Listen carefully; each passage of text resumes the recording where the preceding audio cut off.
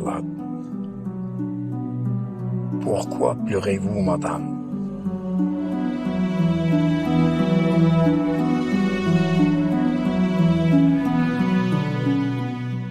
Je me souviens que ce monsieur Monchot, fort adroit, s'était sympathisé avec moi, vu ce sentiment commun d'infirmité, un complexe pas facile à assimiler. À son avis, c'était une souffrance commune, que seul un invalide pouvait comprendre. Ainsi, il me raconta tout sur sa vie privée, le décès de sa femme, son maigre salaire, l'amputation de son bras, son deuxième mariage et ses 7 fils et filles, et surtout ses malentendus avec sa deuxième femme. Il avait un garçon et une fille avec la défunte. Le garçon, désormais adulte, souffre d'une maladie psychique. La fille épileptique, selon lui, une femme au foyer idéal, qui n'avait pas encore trouvé d'époux. Son tourment majeur était sa maladie inguérissable, un cancer de la prostate, avec métastase.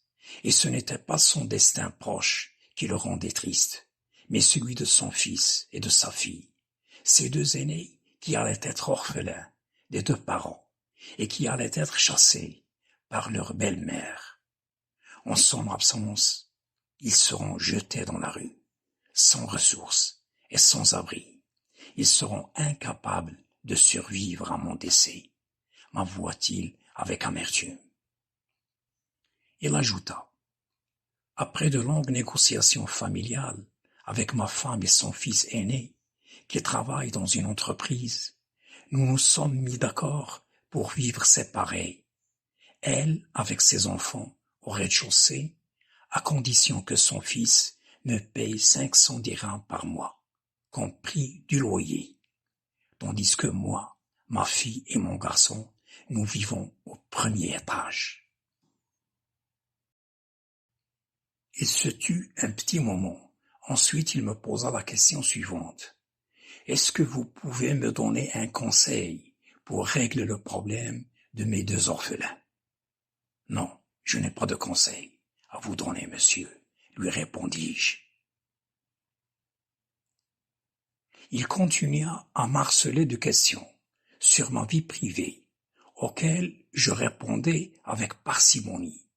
Mais lui, il avait compris que j'étais à son avis la clé de son tourment, l'occasion à ne pas rater.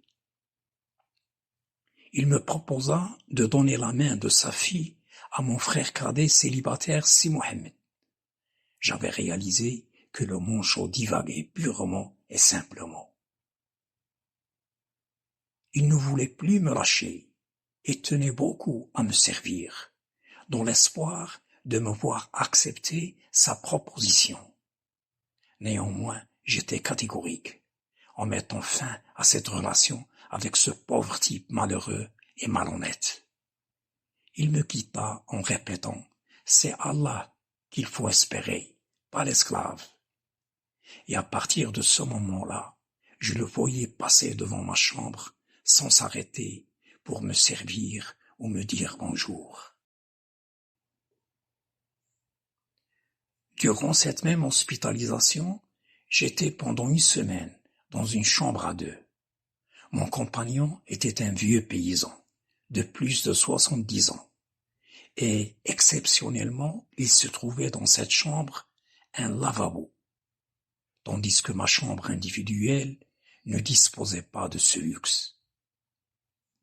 Lorsque j'étais en compagnie de ce monsieur, je lui avais fait la remarque à propos du fait qu'il semblait souffrir d'une maladie pulmonaire quelconque et qu'il ne s'arrêtait pas de cracher de temps à autre par terre, directement sur la mosaïque.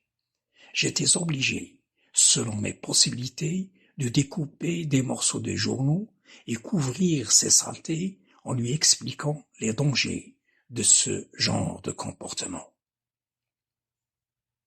Alors, il avait bien suivi mes conseils. Il avait commencé par utiliser une serviette qu'il tenait toujours auprès de lui pour y cracher, mais aussi, malheureusement, pour s'essuyer les mains et le visage. Après ma première nuit passée dans ma chambre individuelle, et en se levant le matin, j'avais décidé d'aller me laver au lavabo de la chambre de mon ex-compagnon, vu qu'il m'était plus accessible que ceux de la salle de bain commune. Après avoir fini de me laver, le vieux malade me jeta de loin sa serviette, saturée de crachats, en me disant « Tiens, pour t'essuyer le visage et les mains. » D'un geste rapide, j'attrapai la sale serviette qui avait failli me couvrir le visage par le bout des doigts et je la relançai en sa direction en répondant « Non, merci, je veux rester mouillé. » Il me renvoya une autre fois sa serviette au crachat, que j'attrapai au-dessus de ma tête et relançai dans sa direction pour la deuxième fois, et qui tomba par terre, loin de lui. Heureusement, sinon ce renvoi alternatif de la serviette aurait été tourné en match de tennis.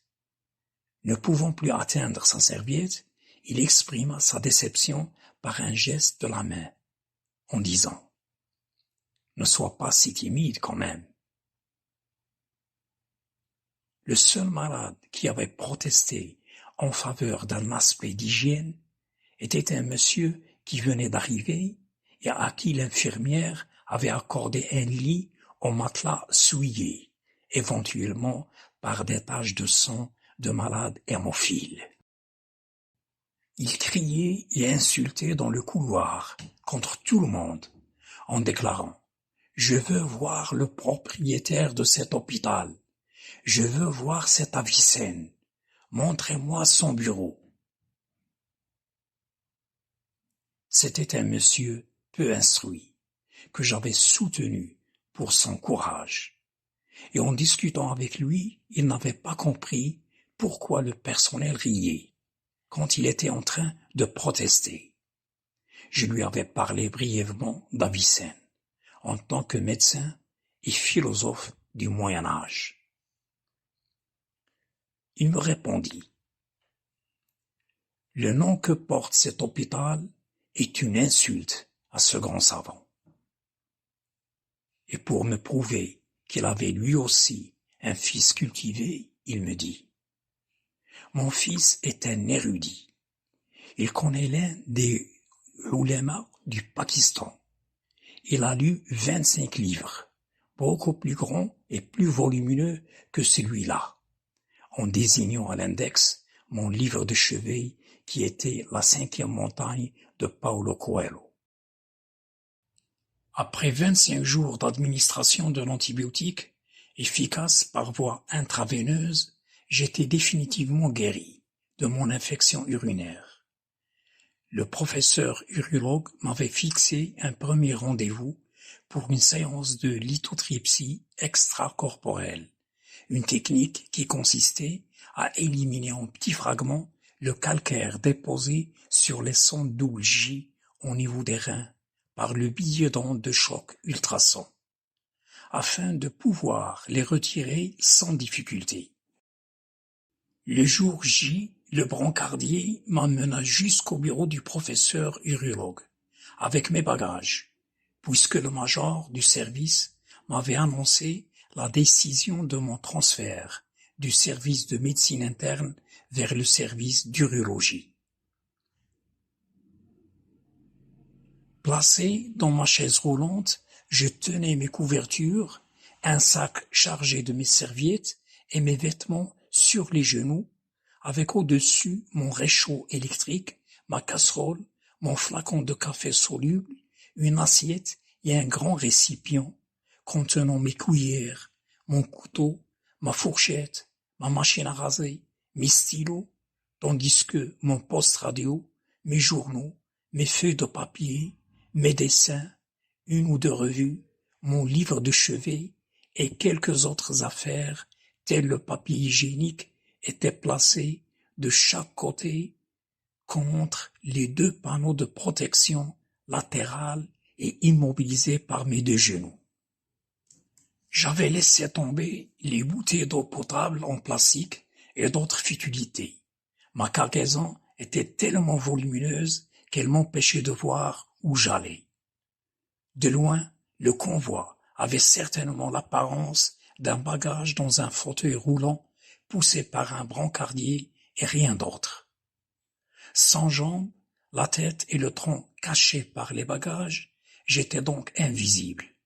J'entendais une femme disant à une autre: « Voilà ce qui reste après le décès d'un pauvre hospitalisé, et le visage d'Allah Tout-Puissant. » L'autre poussa un soupir de regret.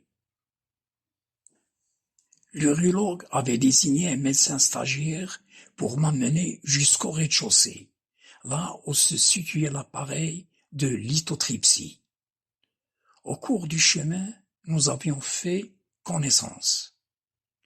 Je me souviens qu'il m'avait posé des questions sur l'amputation de mes 2 jambes, et quand je lui avais parlé de mon hospitalisation en France, il m'avait dit: « Nous avons ici plus d'expérience, puisque nous voyons beaucoup plus de malades, et souvent à des stades avancés de la maladie, sans suivi médical, par un médecin de famille. Malheureusement, nous avons un matériel médical peu suffisant, et nous travaillons dans des conditions difficiles. » Arrivé sur les lieux, il m'aida à me mettre sur la table de l'appareil et m'allonger. En discutant, il régla l'appareil et commença son travail. L'opération, et tout d'un coup, un responsable arriva en état de colère avancée. Il cria au médecin: « Fais descendre le malade. » « Pourquoi ?» lui répondit-il. « Ou bien il paye les 750 dirhams, ou bien un dossier complet de sa mutuelle pour une prise en charge. » J'intervins. « Mais je suis mutualiste. »« Votre dossier est incomplet, » me répondit-il.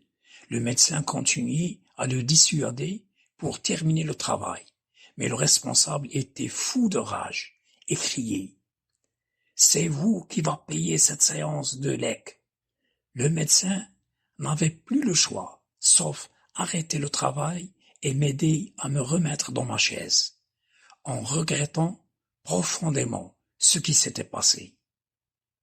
Voilà comment je m'étais trouvé seul dans la cour de l'hôpital, avec mes bagages, et personne n'était venu me chercher.